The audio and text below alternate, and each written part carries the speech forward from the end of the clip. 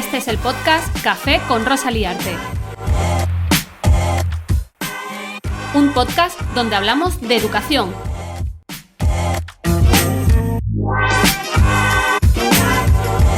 En este episodio me tomo un café con Guillermo Negre, maestro, especialista en currículum, miembro del equipo de Yasedu y de Escuela de Maestros.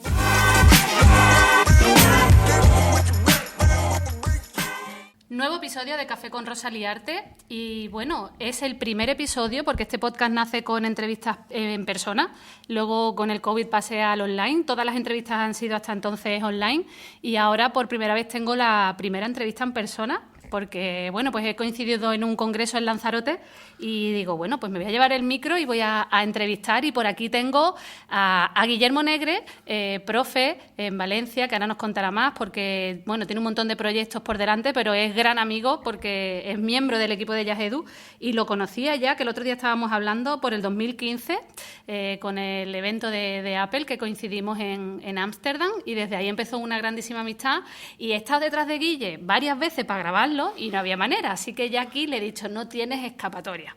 Bueno, Guille, ¿qué tal? Bienvenido. Muy bien, muchas gracias, Rosa. Ya tenía ganas.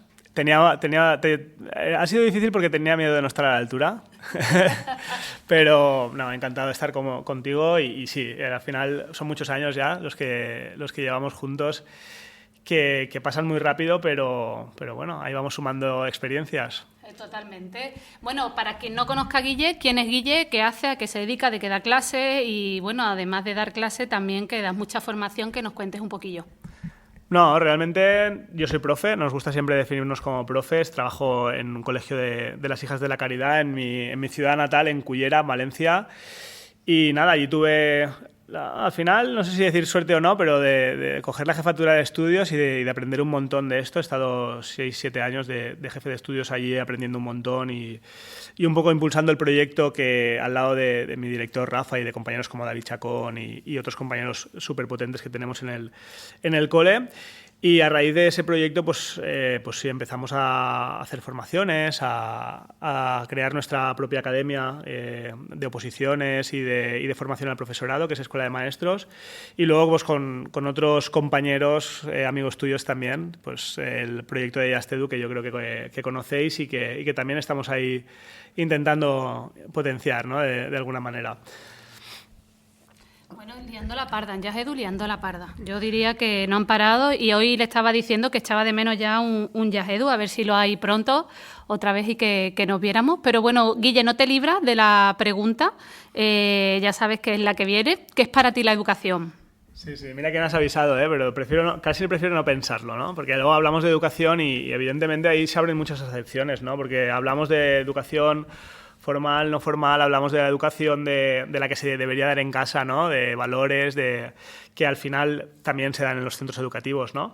Pero si hablamos de educación en nuestro ámbito más cercano, que para mí, por ejemplo, es el aula, pues creo que es la posibilidad de, o sea, ofrecerle al alumnado la posibilidad o las experiencias de aprendizaje que se pueden encontrar en un futuro, ¿no? E intentar que de alguna manera darles todas las herramientas posibles para que sean autónomos.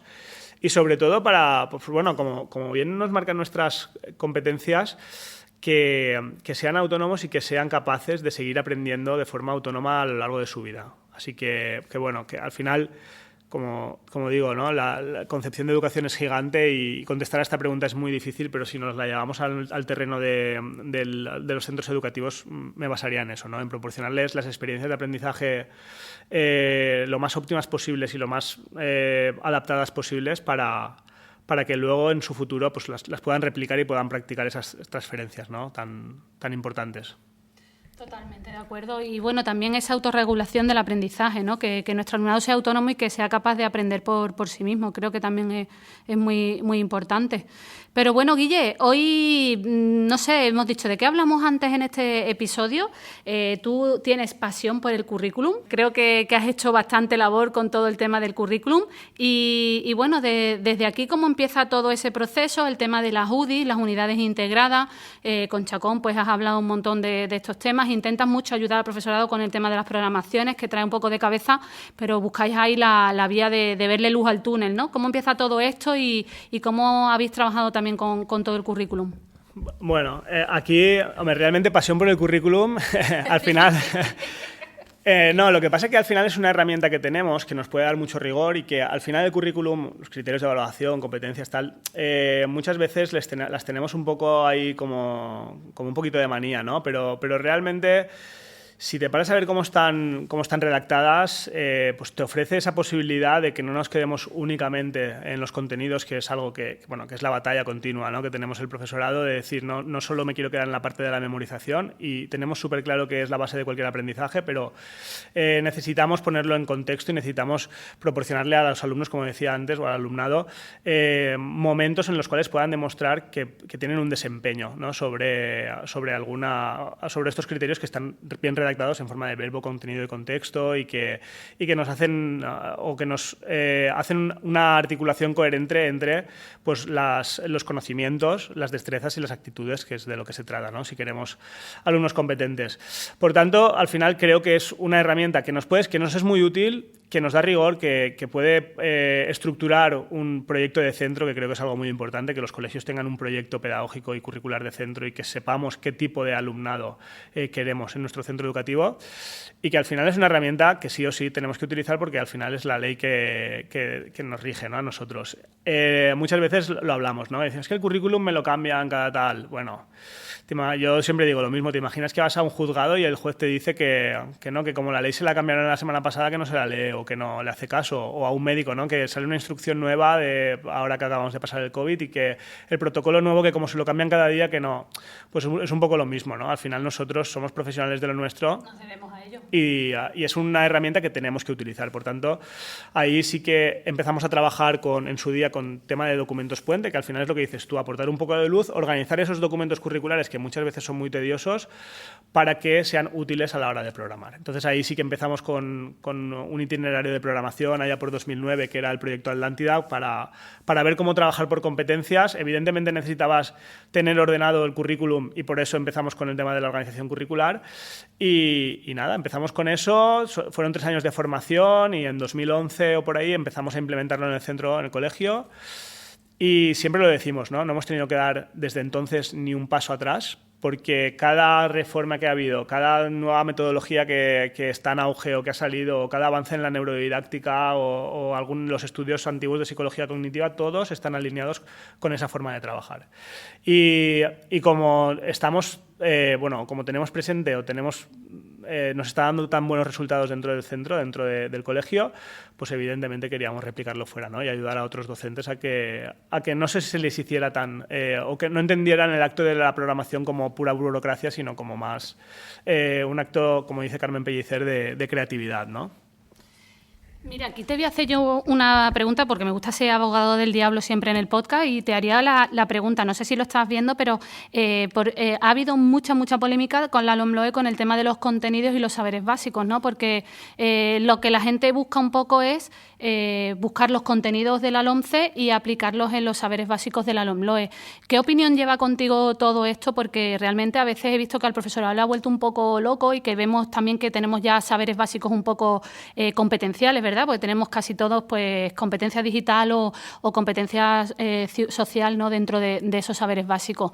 No sé si has visto lo mismo, pero yo veo aquí, te lo ponen más fácil y te dejan creatividad y poder trabajar a tu manera, y yo lo veo como algo positivo, y mi apreciación un poco es que la gente lo ha visto como algo negativo, ¿no? Porque es más complicado, pero yo lo que digo es que te dan más rienda suelta, ¿no? Sí, al final aquí hay muchas veces el profesorado nos quejamos de que no nos dan autonomía o que el currículum es muy rígido, muy estricto, y eso es verdad que este espíritu de la LOMLOE, sobre todo en los ciclos y en el no encasillar tanto los saberes básicos o los contenidos en cada uno de los cursos, nos da esa posibilidad, ¿no? Y realmente por gran parte o por una parte del profesorado no ha sido demasiado bien recibido que no nos hayan marcado exactamente.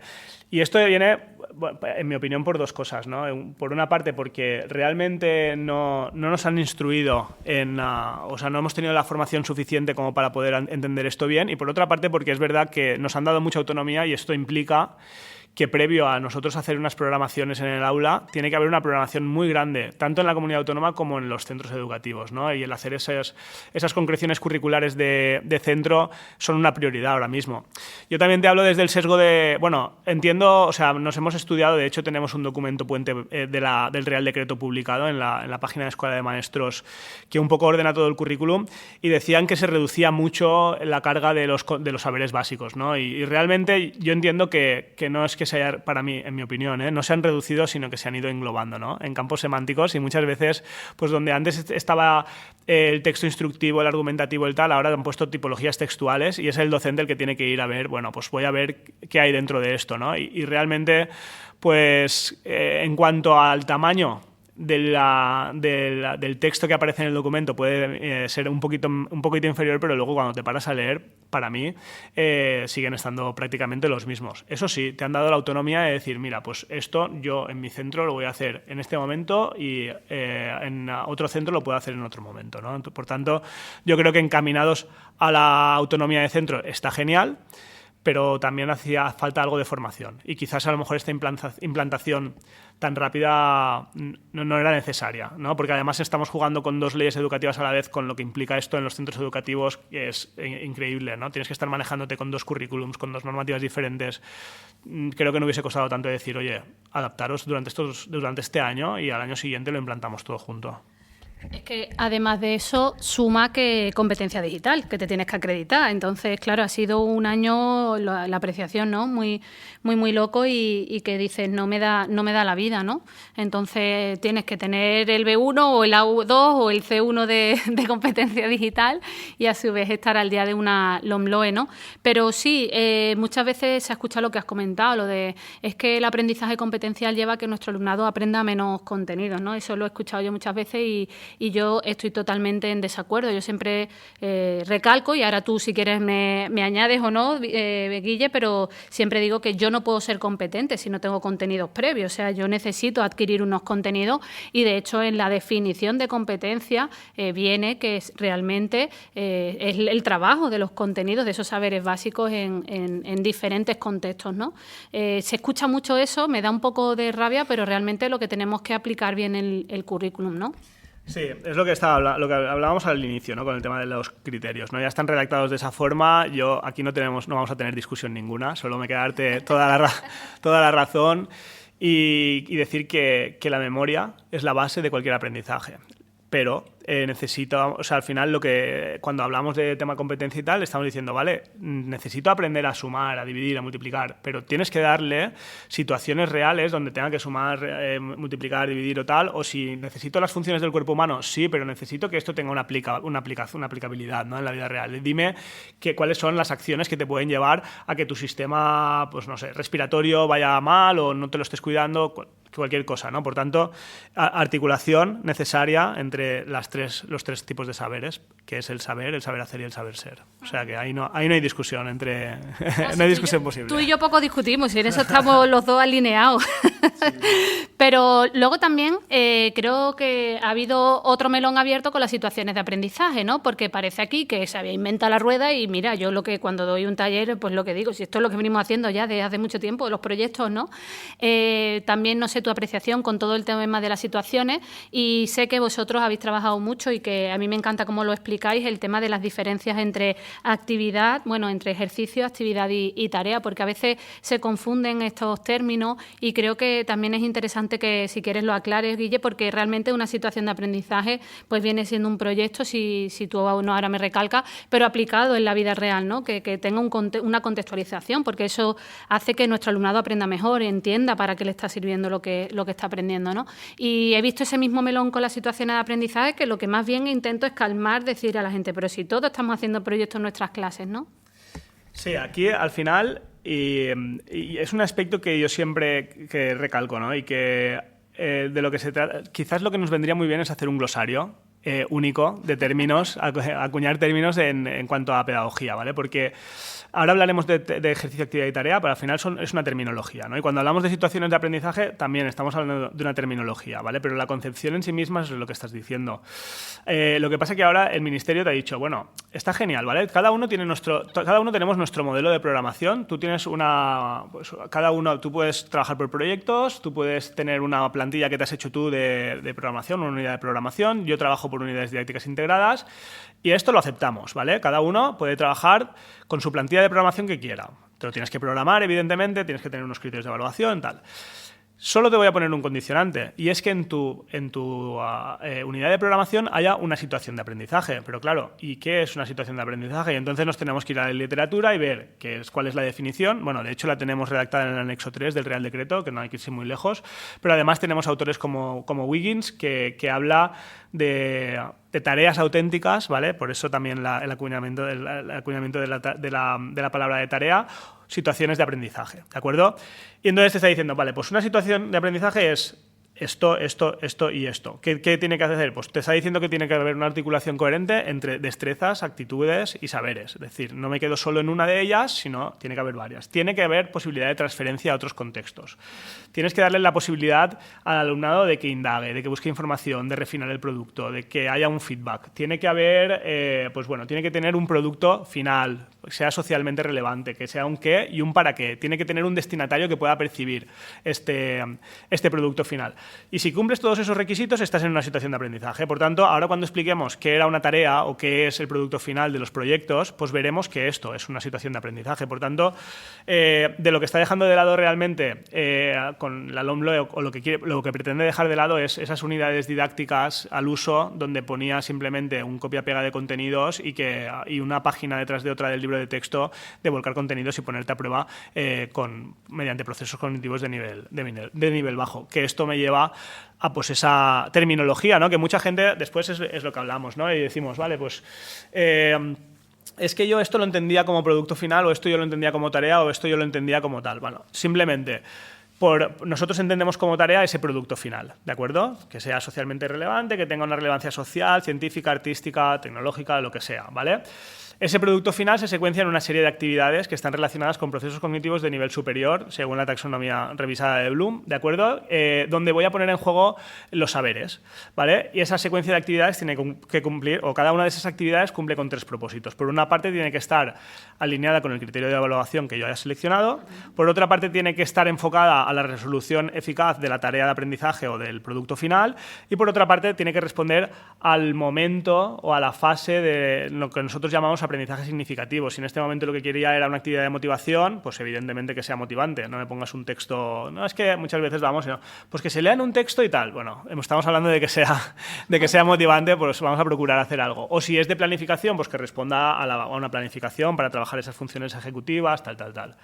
Y a partir de ahí, pues ya nos quedarían los ejercicios, que es sentar los saberes y los conocimientos necesarios para poder ponerlos en juego mediante las actividades, ¿vale? Y esto a nosotros nos da igual que se llame ejercicio, actividad y tarea o que lo llames como quieras, simplemente tienes que ser consciente, como te pide la misma ley, que haya una creciente complejidad de procesos cognitivos que implica, pues eso, que no nos quedemos solo en memorizar, sino que podamos aplicar, que podamos analizar, que podamos crear, que podamos evaluar, ¿no? Todas estas fases que nos aparecen en la taxonomía de Bloom.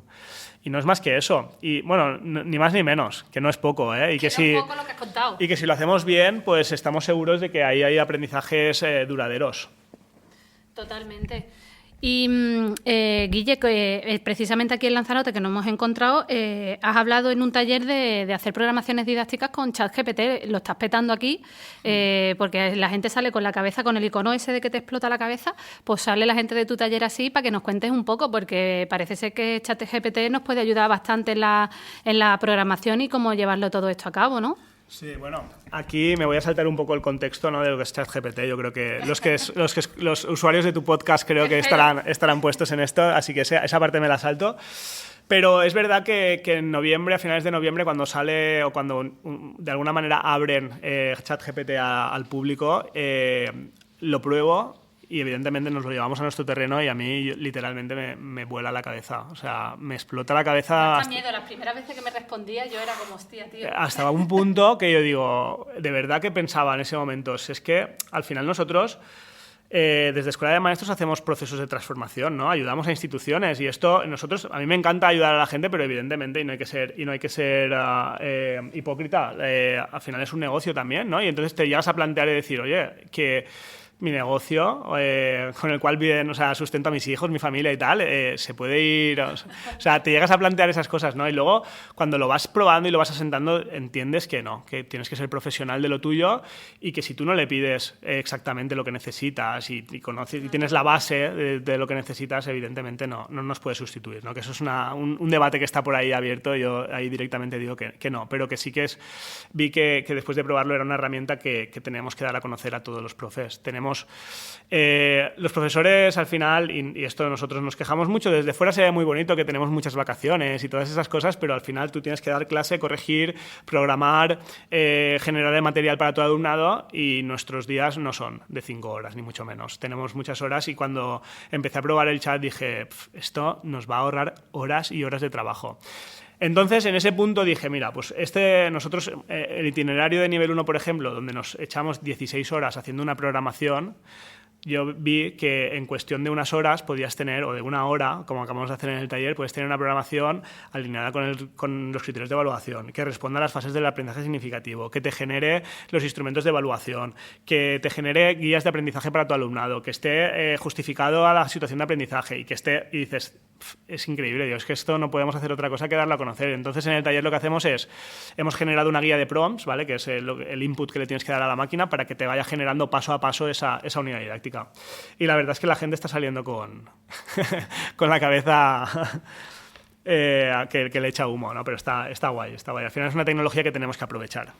Bueno, realmente están diciendo que ahora hay un nuevo puesto de trabajo el día de mañana que será el generador de prompts, ¿no? Que realmente hay que saber cómo hacerle las preguntas a la inteligencia artificial para que vaya aprendiendo. Realmente todos y todas vamos alimentando a esa inteligencia artificial con todo lo que le vamos aportando al chat GPT, ¿no? O sea, que cada vez irá perfeccionando todo esto, ¿no? Sí, al final la clave es eso, es el prompt que tú le ofrezcas y la gente lo sabe y se está poniendo las pilas y además, pues bueno, como estamos en una comunidad donde mucha gente le gusta compartir, ¿vale? Pues yo, por ejemplo, soy consciente de las potencialidades del storytelling, ¿no? Por ejemplo, pero yo sinceramente no soy especialista en ello ni tal. Pues bueno, el otro día encontré unos prompts de una persona que es especialista en hacer y se lo dabas y te daba unos storytellings increíbles para tu alumnado, ¿no? O incluso para ponerlo con Midjourney o con DALL-E, ¿no? Para hacer imágenes que tú pruebas y es como todo, ¿no? Como el que prueba el ChatGPT y dice, pues sí, me ha dado una respuesta y tal, pero cuando ya le sabes pedir exactamente qué es lo que quieres y te genera unas imágenes que te dejan, bueno, pues yo creo que hemos visto todos, ¿no? La imagen del Papa con el plumas, con el plumas blanco y dices, ¿esto es real o no es real? Y esto es porque realmente la persona que le ha pedido que te genere esa información lo ha hecho de forma muy profesional y sabía lo que pedía, ¿no? Por tanto, ahí sí que tienes razón que no sé si será una profesión como tal, pero nosotros como especialistas en pedagogía o en lo que sea, ¿no? Cada uno lo que sea, pues sí que tiene ahí una ventana abierta para poder generar cosas. Pero es verdad que, y al final acababa la ponencia, ¿no? Decía, cuando pensábamos que teníamos todas las respuestas, de pronto cambiaron todas las preguntas, ¿no? Que es una frase de un poeta que se llama Mario. Y que esto nos hace plantearnos muchas cosas, ¿no? Porque al final también se abre debate, ¿no? Esto el alumnado lo conoce. Claro. Entonces nosotros como docentes también, ¿no? Y ahí te lanzo yo una pregunta a ti, así no... ahí realmente es lo difícil, ¿no? Porque dices, vale, sabiendo que tenemos esta herramienta, ¿qué tenemos que hacer los docentes para poder adaptarnos a esto? ¿De acuerdo? Porque es verdad que muchas de las propuestas que nosotros les pedíamos en el aula se la van a poder pedir. Entonces aquí nosotros vamos a tener ahí un caballo de batalla interesante de ver cómo reformulamos las evidencias que le pedimos al alumnado para asegurarnos de que saben si van a utilizarla, porque la van a utilizar porque no se le puede poner puertas al campo, ¿no? Lo hemos dicho muchas veces.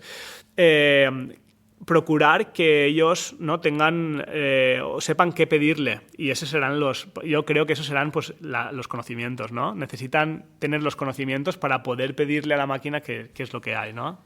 Sí, de todos modos ahí también estará la importancia de los instrumentos de evaluación con lo que evaluemos, ¿no? Y de ahí la importancia pues también vendrán de las exposiciones orales, de un portfolio, ¿no? Donde el alumnado va recopilando un portfolio no solamente con evidencias, sino también con reflexiones del aprendizaje que demuestren lo que han aprendido. Ahí yo creo que ahí van a venir la potencialidad de evaluar más allá, que yo lo que digo siempre, que yo no descarto un examen porque también hay que memorizar, pero que luego ver pues esas exposiciones orales o que nos vayan poniendo evidencias que demuestren que lo que saben, ¿no? Sí, ¿no? De hecho, muchas veces pasa como antes, ¿no? Que dicen, no, es que los que trabajáis, o sea, los que queréis la competencia denostáis la memoria, ni mucho menos, ya lo hemos dicho antes, ni tampoco, quiero decir, como instrumentos de evaluación auténtica, sí, rúbricas, listas de cotejo y escalas de valoración, perfecto. También están las pruebas objetivas y para el testeo de la comprensión son necesarias, por tanto, creo que ahí sí que tenemos bueno, esa posibilidad. Y luego lo que dices es que no podemos ceñirnos solo a cómo se hacía antes, ¿no? Que decían, no, todo con exámenes o todo con pruebas escritas. Es que si te vas al currículum estás viendo que los desempeños que te está pidiendo son totalmente que busquen información, que sean críticos con ella, que hagan exposiciones orales, que haya incluso generación de textos multimodales, que hay un montón de cosas que la inteligencia artificial no te va a permitir, ¿vale? Es decir, si tú una exposición oral, pues sí, te puede ayudar a buscar argumentos, ¿no? Nosotros estamos ahora con las ligas de debate en el cole y no se lo hemos presentado todavía porque estamos en sexto y tenemos ahí queremos que se mastique todavía esto bien antes de meterlo en el aula, pero ellos se buscan la información, la mastican y tal, pero luego a la hora de salir ahí y de hablar, con mucha inteligencia artificial que tengas, no vas a poder suplir esto. Pues totalmente de acuerdo. Guille, no sé si te queda algo en el tintero que nos quieras contar hoy más con el tema de las UDI, del ChatGPT, de la programación. Bueno, pues yo creo que podríamos estar aquí hablando horas, ¿no? Ahora se ha abierto el melón de la evaluación y podríamos estar hablando mucho rato, ¿no? Pero creo que hemos dejado alguna información por aquí para que puedan seguir tirando del hilo y nada. Y si alguien quiere saber más, que te lo diga y grabamos una segunda parte. Eso. Bueno, Guille, pues no te escapas de las últimas preguntas. ¿Cuál es tu plato favorito y qué sitio te gusta ir a desconectar para conocerte un poquito más? Yo creo que acierto con las que vas a decir, no lo sé, si te conozco lo suficiente, pero venga, cuéntanos.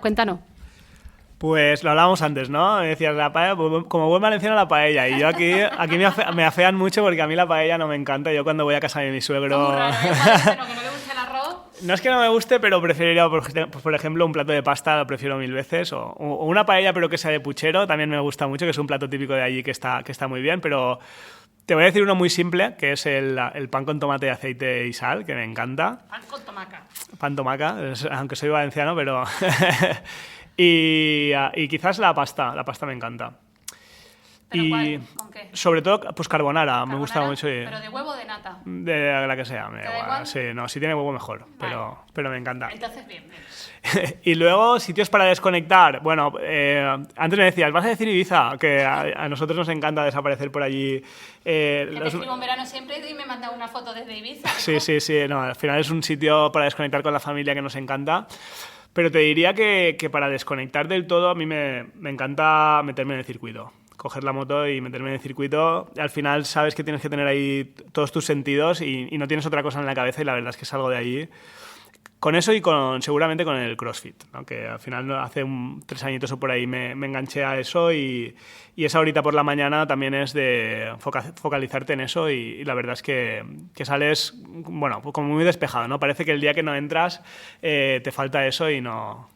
Bien, ¿no? Además me vienen las notificaciones de entreno de Guille, pues lo tengo en el reloj y madre mía, las horas que entrena se lo estaba diciendo, digo, ¿tú estás colgado? Me levanto yo y me viene ya que tienes todo el entreno hecho del día, yo me pongo, vaya, yo que soy de entrenar por la noche, Eso sí, así te meto presión. me estreso, porque digo, ya tienes los círculos cerrados, yo los tengo que cerrar también.